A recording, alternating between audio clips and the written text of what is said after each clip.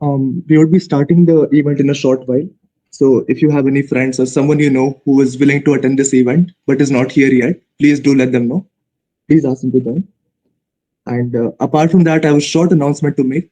If you have any questions or clarifications throughout the course of this event, throughout the course of this talk, then please submit them to the form link that was attached in the email and is also now in the chat box. Because please refrain from unmuting yourself throughout the course of this event, for it may disrupt the flow of the speaker. And even the chat box will be disabled. So the only mode for asking questions is the Google form. So if you have any, please submit it over there. And with that, we'll be starting in a few moments.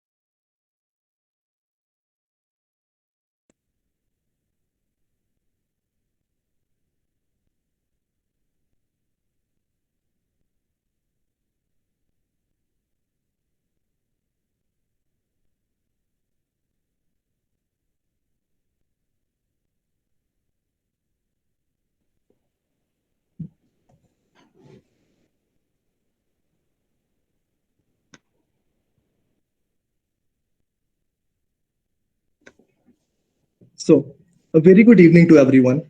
I'm Arya Mishra, the Public Relations Head of the Physics Association. And today, I welcome you to the talk on profile building with Nikita Saxena.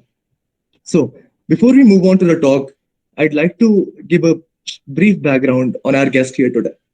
Nikita Saxena is a pre-final year M.Sc Physics and B Computer Science undergraduate from BITS Pilani Campus. Out of her numerous achievements, few of her notable ones include being a DAAD and CHARPAK scholar and an undergraduate research assistant at University of California, San Diego.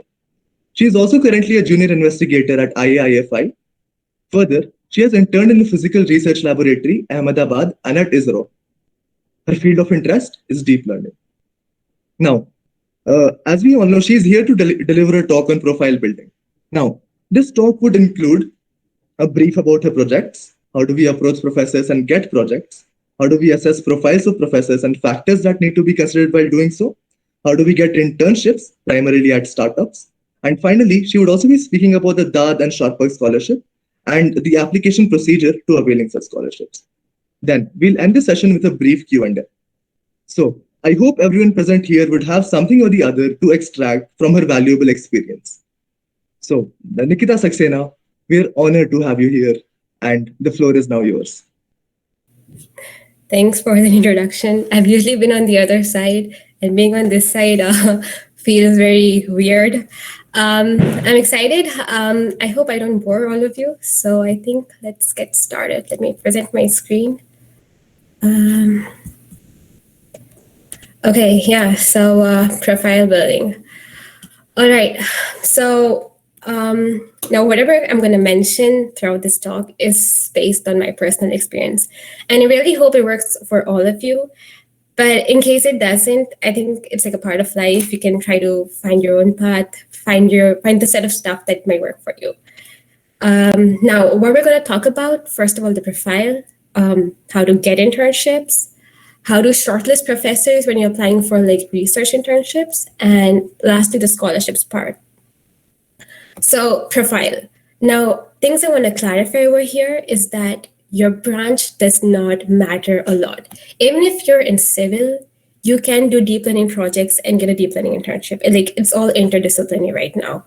So don't fret a lot if your branch is not computer science and you want to get into computer science, which is generally the notion, just assuming.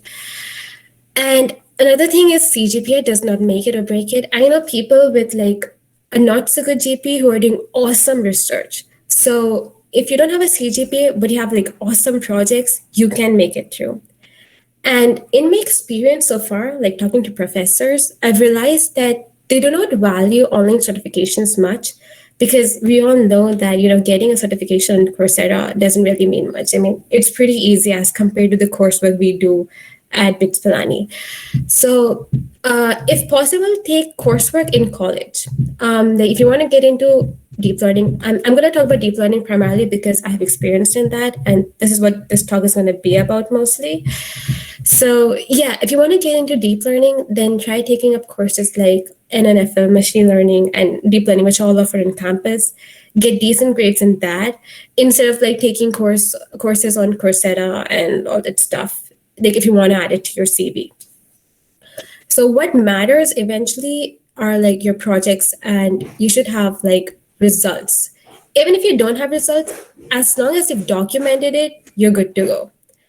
Then what also matters are your grades in relevant courses. So for example, if you want to get into deep learning and you have like an A in a humanities elective, then that's not going to matter as much as your grade would matter for maybe like probability and statistics and all that stuff.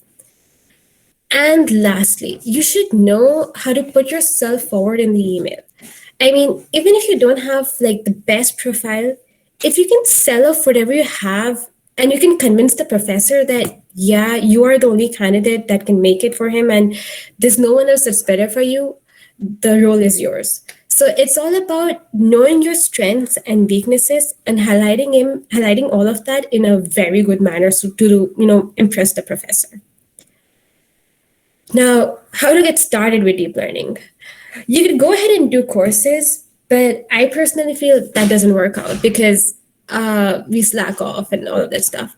So what I used to do is I went through like these blogs. There's one on Medium and there's one called Towards Data Science.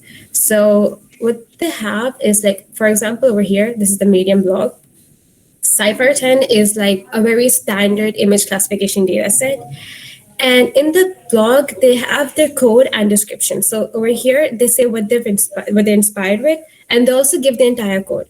So what you could do is go through the blog. They explain everything, why they've chosen a particular layer, what each layer does. And you can go through this, read it, try implementing it. And definitely it's not going to work for you in the first go. And that's when you can refer to this GitHub repository over here that they've given. And you can see what were the differences and you can learn from that. It's way better than simply implementing courses. Doing courses and doing all that stuff on Coursera, because this is when you're actually getting your hands dirty with data and with the code. Apart from that, there are a lot of implementations on Kaggle. So another standard data set, the Titanic data set. When you go to the discussion set area over here, you have like lots of implementations. And you can just open any one and they use different models. If you want to have, for example, here they've used random forest. You could go ahead and check how they implemented this particular machine learning algorithm. And if you sort by like popularity, like this is sorted by hotness, so you could see which implementation works the best and how exactly they've interpreted the data. So again, this will take you to the data set through coding the neural network. And this is how you can learn how to actually develop or scale deep learning models. You can also do competitions, and I'll be talking about later on. And if you're just getting started and this is going to be one of your first projects, then I'd suggest going ahead with Keras. It's a framework as opposed to like PyTorch and TensorFlow, because Keras is much easier. Computer vision is way easier than like natural language processing. So because the pre-processing of data set over here is pretty easy. So begin with computer vision and go ahead with small data sets instead of like having like 5 GB or 6 GB data sets. Start with small data sets that you can train on your PC or in Google Collaboratory easily. Once you have a working model, then you can go ahead and, start with larger data sets, sampling and all that stuff. So getting projects. Now, these are like the 4 ways that I've gotten projects, and this is not an exhaustive list. they're definitely much more. So in my personal experience, competitions help because you don't slack off. And there's also that reward money at the end of the day. So there are like lots of competitions on machine learning listed on these three sites. You can go ahead, search, and choose which one is the best for you. As members of tech teams and clubs, you get the opportunity to do projects every day. Like they're definitely working on something huge. And when you contribute like even 50% or like even 25% to the same, you are learning. So go ahead and join the right tech teams, the right clubs, and it'll definitely be a great learning experience for you. Paper implementations. So if I present my paper, so this is one of the papers that I implemented, and it's basically based on, classifying the glitches from the LIGO detector. It's way into physics, but what I basically want to convey to all of you is that it was easy to implement this because in the paper, they have given the entire machine learning model over here, and they've also given the data set. So the link to the data set is in the paper as well. So I have the data, I have the model. All I have to do is just code it and try to reproduce the results. So beneath in this paper, they have a results section, and what we have to do is just try to code the same thing and try to get the results. And then what we can do is improvise. So they have used a very basic vanilla convolution layer over here, convolution neural network over here. If with the knowledge of deep learning, you can go ahead and try different neural networks. You can try, transfer learning, all that stuff to get a better accuracy. And if you have an accuracy which is like slightly equivalent to or better than a paper representation, then that is something that you can publish a paper for. So these are really tiny things, and if you can do such stuff, it's really going to help you down the line. And then blog implementations. So this is something I've talked about earlier. This is towards data science over here. And they have, like, this is just one example I've shown you here. They're like numerous. You can search any data set and you'll straight away get it. So yeah, that's about projects. Now, once you have projects, you want to get an internship. And I personally have experience in applying towards startups. I feel they're easier to get, and they're in an awesome learning curve because work at startups is like really fast paced and you get ownership of the entire project, which is not generally the case in, big companies. And how do you secure internship at startups? Well, it's not really that tough. So firstly, if you do have contacts like, family relations and all, then definitely go ahead. That's going to be the best way out. If not, then LinkedIn really works. So go ahead and you can get a list of startups on Google or something like that. Get their, message the CEOs or CTOs on LinkedIn. If not their CEOs or CTOs, then you can definitely message the HR people.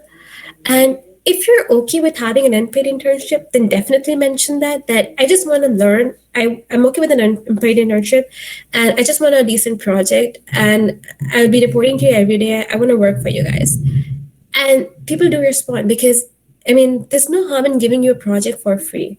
And if you can prove your worth to them, like if you have lots of projects and you say that, yeah, I want this much money, then also like in startups, they really want people. So they'll be happy to take you. You can also approach certain seniors for referrals, like if you're not able to get replies from HR people right away. And then one thing that has worked for me is like competitions. So when you go ahead and participate in competitions, there are several sponsors of that competition. And suppose if you won the runner-up position or the first position, you can go ahead and, text the sponsor, like some HR guy of the sponsor, or maybe some tech guy that you might have met throughout the competition and say that, hey, I hope you remember me. I won the second position at this competition and you guys are sponsoring it. I was wondering if there was some project that you had in your company that I could work on and stuff like that. And if they do have an opening, they'll definitely reply to you. So this is how you can get like an internship at a startup. And for research internships, target lab groups. So I received a lot of questions. People want to get internships during the semester, like not just in the summer, but during the semester. And that indeed is possible. So the way that we have like SOPs over here, like study projects here in BITS Pilani, there are similar stuff in universities abroad. So the undergrad students in, for example, UCSD would be doing a swap with the professor over there, and what you would be doing would be an internship, a semester-long internship. So email lab groups. Professors without lab groups are generally reluctant to take students throughout the semester because they have like the academic course load and they have to teach and all. They don't have time to focus on the student. But when there's an entire group of 15 students working on a project, they are like grad students, postgrad students. They more readily accept undergrad students. So apply to lab groups. Say that you're ready for a semester-long internship. Sometimes you might get funded, sometimes you might not, but it depends on what your priority is. If you're looking just for the project, you could definitely mention that, I don't want any funding. Again, I just want to learn. And start emailing. So the thing that happened for me is that I first applied to Purdue University, and unfortunately, the professor did not have an opening. And then I said that, do you know anyone else who might have an opening who can take me for the semester? And that's when he referred me to the UCSD prof. And that's how I got the UCSD semester long internship. So just start emailing. You don't know who might have an opening. And if it doesn't, and if he says that I don't have an opening, just ask him, sir, could you refer me to someone else? It's perfectly okay to do that. And what has worked for like people around me is they've applied to professors wherein Pilani seniors have already worked.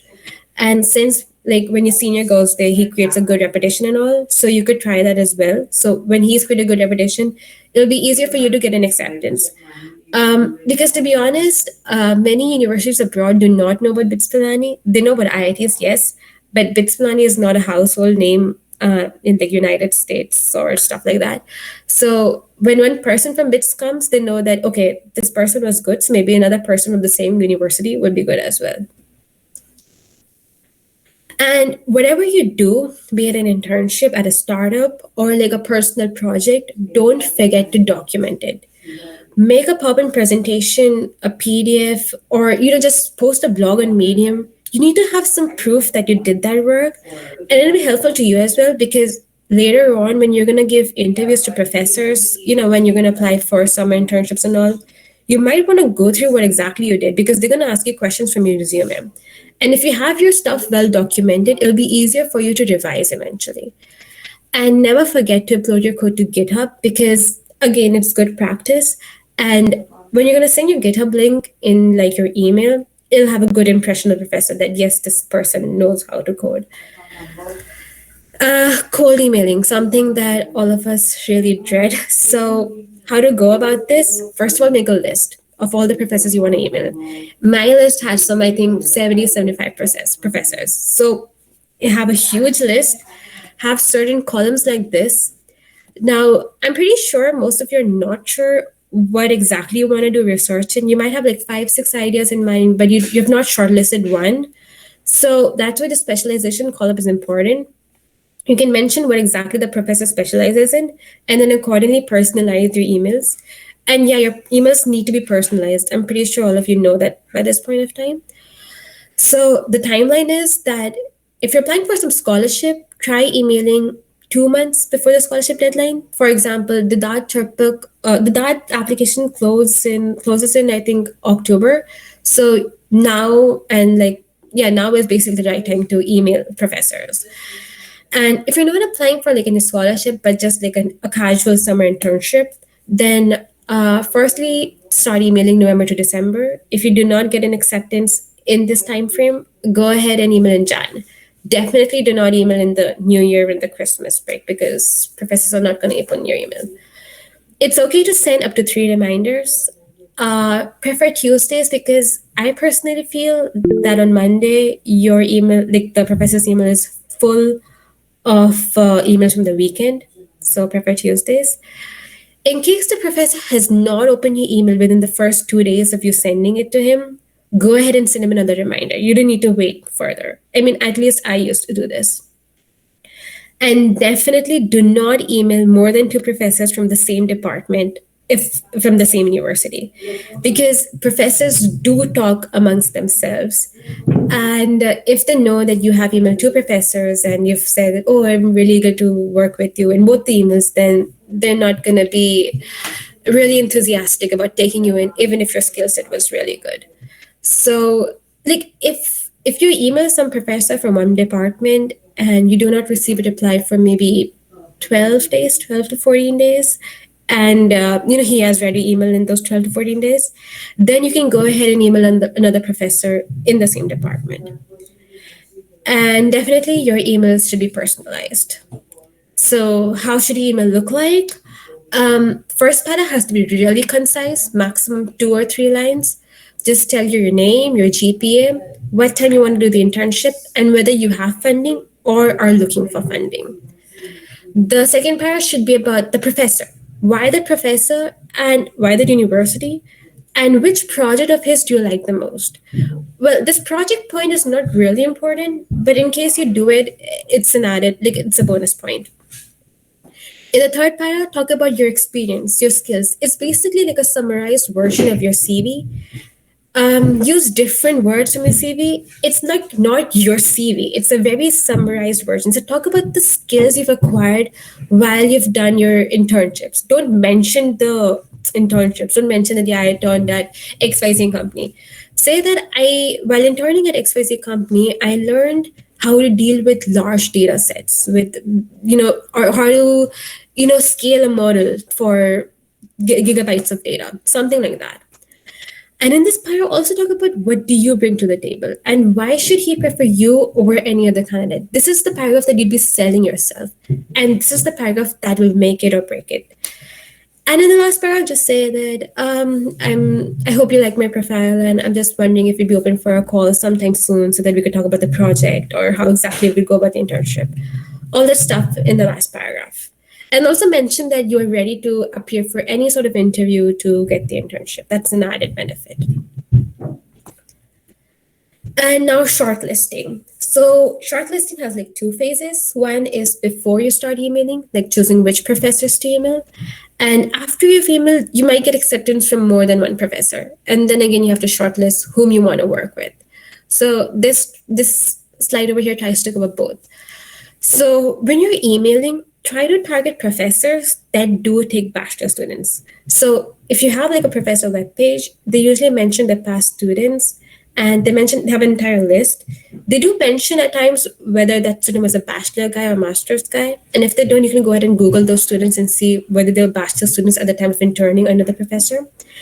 If the student has taken bachelor students, then he or she is more likely to take you.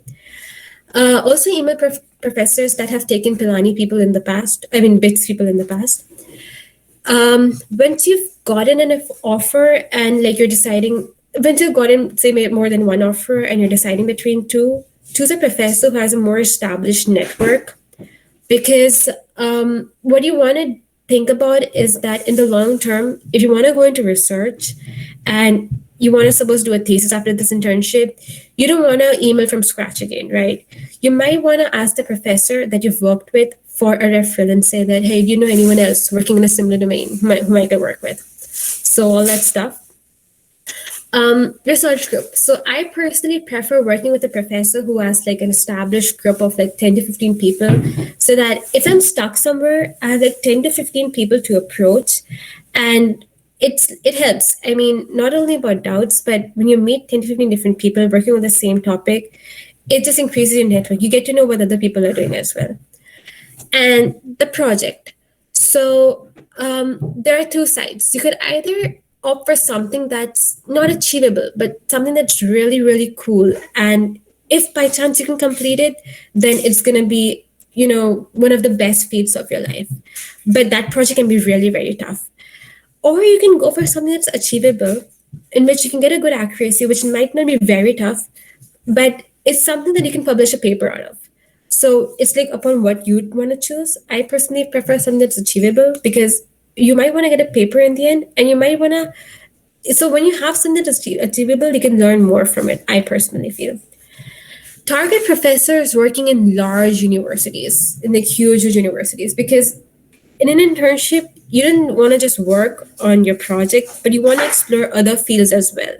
And when you're in a university with like lots of professors around you, the culture is really awesome over here. You can walk into any professor's chamber and start talking about stuff. So that's when you learn about different research avenues and all that stuff. And lastly, the nature of the professor. So once you've gotten an offer, you can go ahead and text the or email the undergrad students who are already working under professor, or like the grad students who are already working under professor. And you could say that, hey, I got an offer from this professor and I was considering working under him, but I just want to know how your experience has been so far. And they really give you an honest opinion, and that really will help you decide whether you actually want to work with a professor or not. And now the scholarships. So this is something that we've been building a profile for. So the process is that you email at least 2 months before the deadline so that you get an acceptance from like a professor of an eligible university. So both DAAD and CHARPAK have like some eligibility criteria of the university, that the university must be A, B, C, some certain points. So go through that. Once you get an acceptance, apply on the portal, have an LOR ready, have a statement of purpose ready, and remember that GPA is not the only criteria. So if I give you an example, this year for that, I know a person who had like a really high GPA, 9.5 plus, I think, or 9 plus, certainly, and he didn't get through. But another friend whose GPA was just 8.5 plus, like 8.5, in the range of 8.5 to 9, he got through. So GPA is not like the only criteria. Even in that, they look at your entire profile. You don't know what they look at. So just don't, like, definitely apply. Don't not apply because you think that GPA, your GPA is not that good or stuff like that. And in these scholarships, you always have that, statement of purpose kind of thing that they ask, or they have like certain questions that you have to answer. In those answers, try to highlight the practical application of your project. So, and that should be like in terms of the world, not in terms of your life. So say that this project is going to this project that you are going to do if you get the internship is going to revolutionize the world by like A, B, C. Talk about the impact of the project in the world. Also mention why you chose that particular university. And you can be like really informal. So in my TRIPIC application, I mentioned that I chose that university because it was close to the apple orchards, and I really wanted to like be in such a place. So you can go ahead and mention that stuff. Mention how that that getting that internship will change you as a person. And don't just mention that, yeah, it'll help you choose your research avenue and stuff like that. You have to add a human emotional touch. So like what I said that, this is like one of the lines that I've said, sorry, that I get the chance to design something that'll add something new to the world and something that'll make me proud of myself. So add a human emotional touch, even if that means being a little cheesy, because they are going to go to like thousands of applications and your application needs to stand out. So make it a story, make it something that touches their hearts.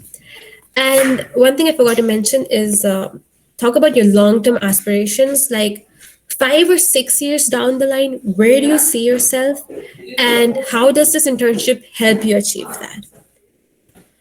And if you don't get the scholarship, then it's okay. You can talk to your professor. And if your professor agrees, then you guys can continue the internship remotely. Or if COVID allows, then you can definitely go there. And the funding, all of that now depends on your professor now. So I think that's basically it from my side. I think we can take a couple of questions now. If your questions aren't answered now, you can text me on WhatsApp or on LinkedIn, and we can chat there. Yeah, so that is an amazing talk. Like, I personally had a lot to take from it, and I hope everyone else did too. So for the questions, yeah, I'll be going through the Google form and checking the responses. Okay, Give me 1 second. sure.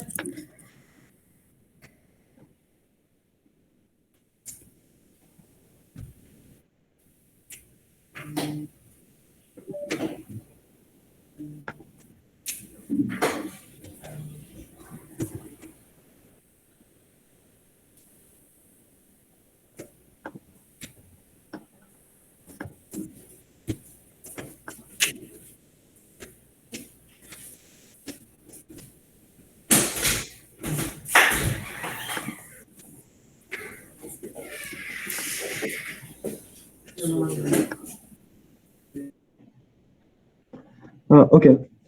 So the first question we have is, doing MOOCs alone is enough to get a good understanding of neural nets.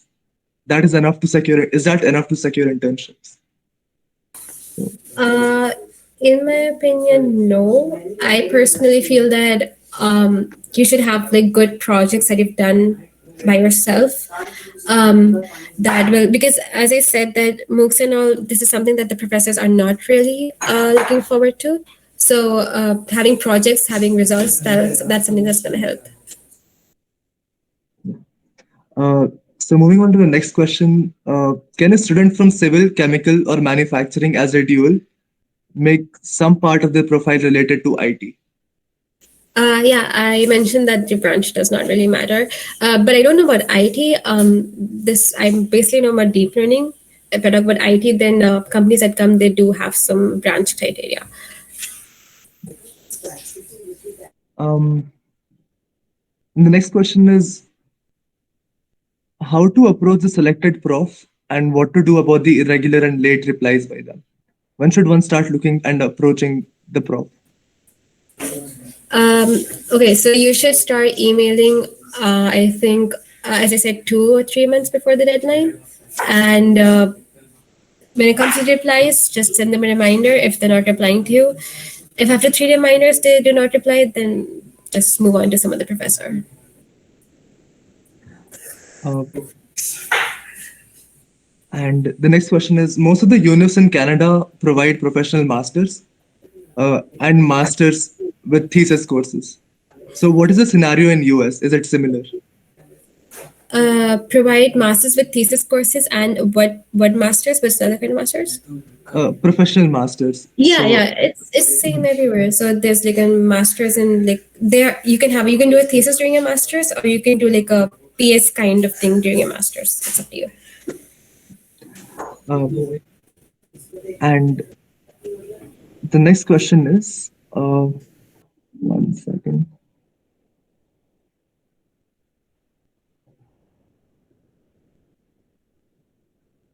Yeah, how hard is it to get DAAD or CHARPAK scholarship in CV domain or biomedical imaging? Any insight will be helpful. So in the list that I have of the DAC students, there are people who have gotten it in CV and biomedical. So it's not really tough. Robotics, CV, biomedical, they are considering these domains as Uh, well. and the next question, uh, can you give us some insights on how you explore physics domain for ML work? As physics doesn't contain much ML work, like what is your method of finding different research work in intersection of physics and ML? Yeah, so physics does have a lot of machine learning, and what they're basically doing right now is they have lots of data and they're trying to analyze it using machine learning algorithms.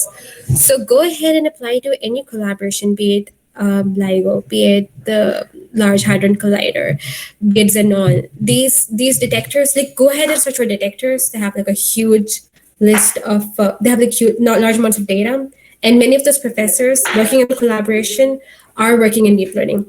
IAIFI, the collaboration that I'm working right now, is basically doing something at the intersection of physics and AI. It's an institute of its own. So you could go ahead and apply to IAIFI as well for internships and all. Uh, yeah, and the next question is, should we go for a PSTS or TSTS in our fifth year if we want to pursue research abroad in the future? It's totally up to you. I mean, with time, I think, with time, yeah, I think things will clarify. So it's totally up to you what you want to do in life.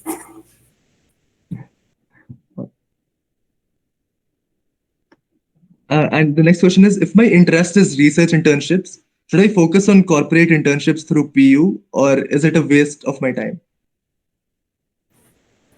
If you're really sure that you want a research internship next summer and you have the intern season right now, then there's no point of sitting for the corporate internships. Like as long as you're sure that you want to do the research thing, because you definitely get a research internship. Like you don't have to have a corporate thing as backup. I can guarantee you that because there are many professors out there.